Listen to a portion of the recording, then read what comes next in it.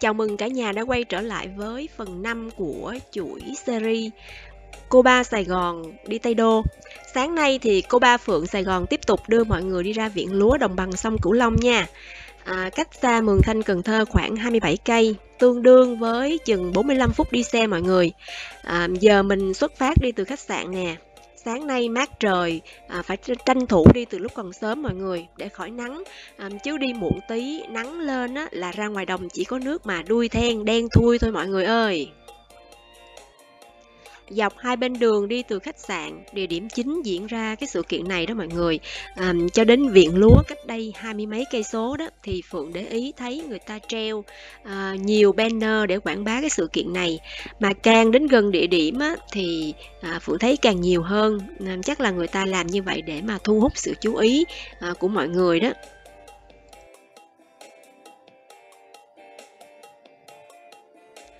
Đây là một triển lãm lớn chuyên ngành nông nghiệp mọi người. Sự kiện này kéo dài nhiều ngày, gồm có 3 phần. Nguyên một cái ngày đầu tiên người ta dành cho conference và seminar. Khách được mời đến để mà ngồi nghe chuyên gia trong ngành báo cáo, cập nhật thông tin, chia sẻ những bài học và kinh nghiệm của ngành, đến từ nhiều đại biểu ở các quốc gia trong khu vực mọi người. Rồi cái ngày thứ hai đó thì dành cho opening ceremony và networking dinner. Phượng thấy ở đây nó có một cái gì đó thú vị á, là vì cái lễ khai mạc này nó không nhất định phải diễn ra vào cái ngày đầu tiên, mà nó xảy ra vào cái ngày thứ hai của cái chuỗi sự kiện này. Thì ở cái ngày thứ hai này, 6 giờ sáng người ta có tổ chức một cái tour để đi tới viện lúa đồng bằng sông Cửu Long để mà tham quan và xem trình diễn máy móc thiết bị ở đó. Nhưng mà Phượng lúc cái tối cái hôm đầu tiên mà Phượng xuống Cần Thơ đó, thì Phượng đi cái chuyến xe đêm nó hơi muộn, cho nên là Phượng đi ngủ muộn hôm đó, cho nên là sáng hôm sau dậy không có nổi, cho nên đã miss cái tour này rồi mọi người. Sau đó Phượng đã đăng ký đi một cái tour khác. Rồi cái ngày thứ ba đó thì khách được tự do đi tham quan triển lãm máy móc thiết bị, nguyên vật liệu, sản phẩm, thành phẩm nông nghiệp tại cái khu vực triển lãm ngoài trời nằm bên cạnh hotel, hoặc là đi xem trình diễn cơ giới hóa tại cái cánh đồng lúa mẫu ở cái viện lúa đồng bằng sông Cửu Long, cách cái khách sạn Mường Thanh, Cần Thơ khoảng chừng 45 phút lái xe. Rất là tiếc mọi người ơi, tiếc cái là cái ngày thứ nhất lúc mà người ta tổ chức hội thảo á, thì sáng hôm đó Phượng còn mắc kẹt phải đưa khách đi làm việc ở Sài Gòn, cho nên là không có xuống đi Cần Thơ sớm hơn được để nghe những cái seminar này mọi người. Thiệt là tiếc quá đi mất.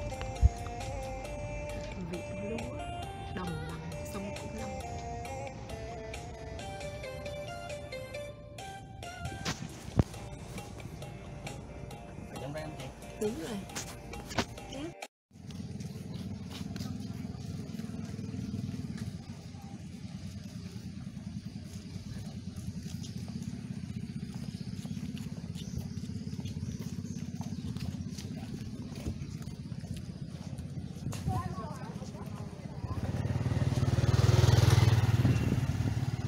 Đây là con đường dẫn tới cái chỗ trình diễn máy móc ở viện lúa đồng bằng sông Cửu Long đó mọi người.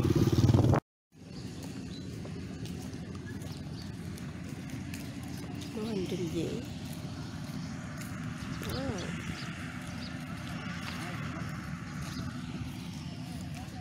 Đi tiếp.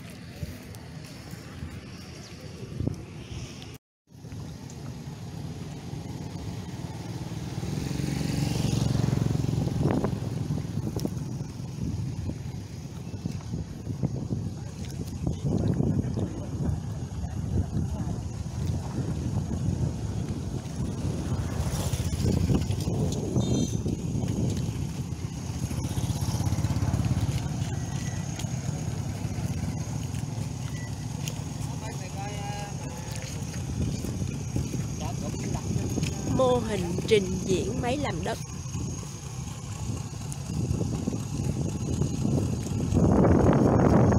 Gieo xạ. nha mọi người. Đây là cái máy để mà trình diễn cho bà con nông dân xem.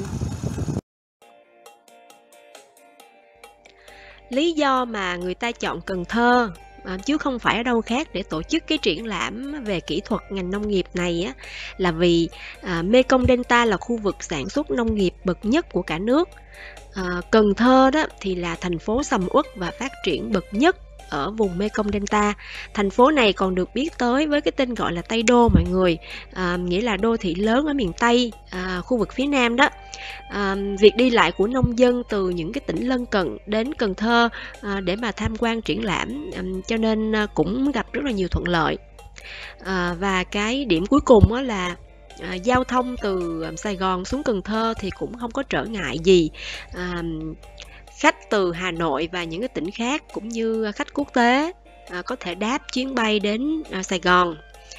Sau đó thì từ Sài Gòn đi xe xuống Cần Thơ khoảng 3-4 tiếng, giống như là Phượng đã đi vừa rồi vậy đó mọi người. Ở phần 1 thì Phượng có phim lại cái quãng đường đi từ Sài Gòn xuống Cần Thơ như thế nào, cho nên mà mọi người ai có quan tâm thì hãy đi tìm cái phần 1, cái tập 1 của Phượng á, xem thì sẽ biết được.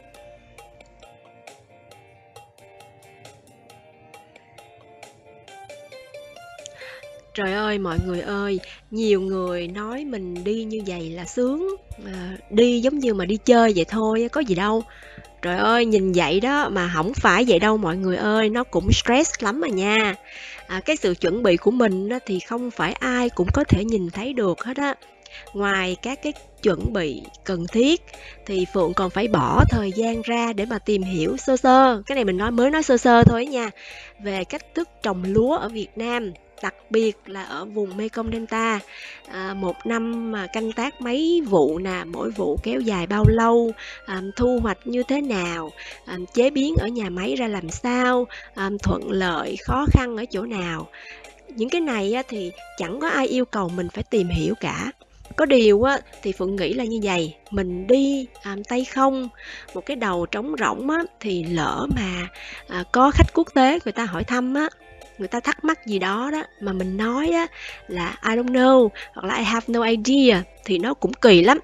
Mặc dù là chẳng có ai bắt mình cái gì cũng phải biết hết đó, và họ cũng hiểu là cái này không phải là lĩnh vực chuyên môn của Phượng nữa. Nhưng mà mình cứ phải chuẩn bị sẵn một cái bụng đầy kiến thức trước khi lên đường mọi người à.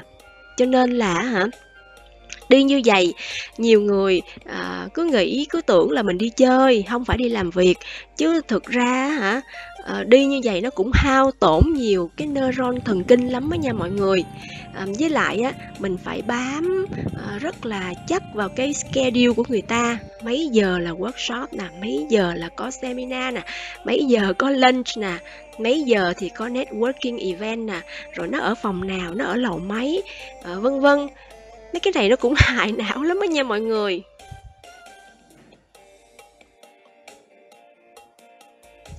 Mọi người ơi, giờ chúng ta đang ở một cái ruộng trình diễn máy bay phun hóa chất. Thiết bị này được một anh kỹ thuật, ảnh điều khiển từ cái chiếc smartphone của ảnh đó mọi người. Do là chỉ có trình diễn giới thiệu thôi, cho nên mà cái dung dịch mà giống như là xương mà được phun ra đó thì thực chất nó chỉ là nước bình thường thôi mọi người, không phải là thuốc hay là hóa chất gì cả.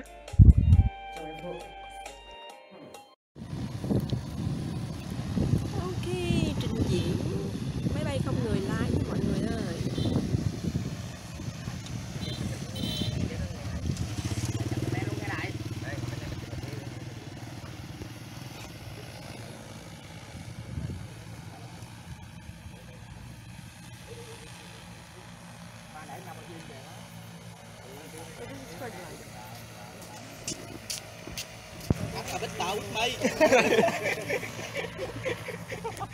Nó ăn phun gì vậy Dạ, phun nước á chị.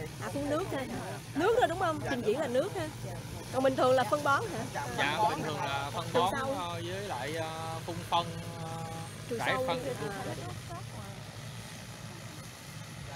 Để thầy. Gì thầy? Rồi để cho nó bay ngoài này mình đứng xa xa ngoài đó mình chụp hình này. Để con này đây đi cho người ta coi, hồi nữa mình khi nào cần bay thì đem thảy đường bay trong đó.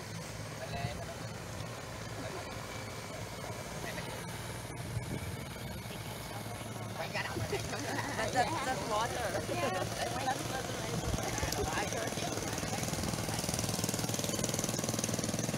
Ai biết nói tiếng Anh đâu mà. Đúng rồi, để vậy đó, đằng hồi nữa ta chụp cho dễ. In this performance, they are only spraying water.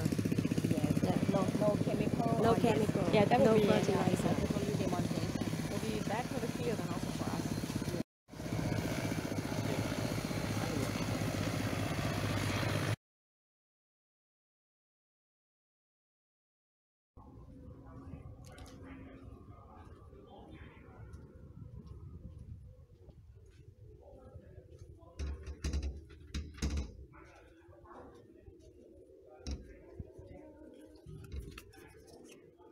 Đây.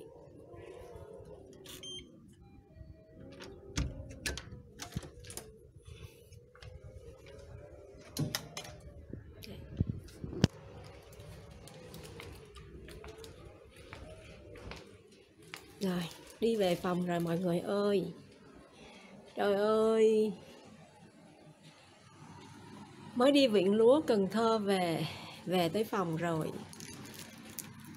Đây, mua được một ly trà sữa uống chơi cho vui.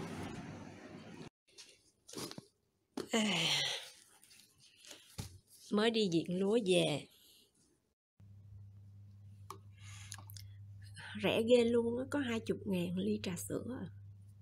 Mua trong một cái tiệm garden cà phê đàng hoàng nha mọi người. Tiệm cà phê sân vườn á, mà lịch sự, ngồi đẹp á, mà có 20.000 ly. Công nhận là cái mức sống ở đây thoải mái ghê luôn. Có điều là trà sữa ở đây á, trà sữa trân châu, bánh flan hay phô mai gì đó, ngọt quá. Ở đây khẩu vị hơi bị ngọt. Chi phí thì rẻ hơn ở Sài Gòn, tương đối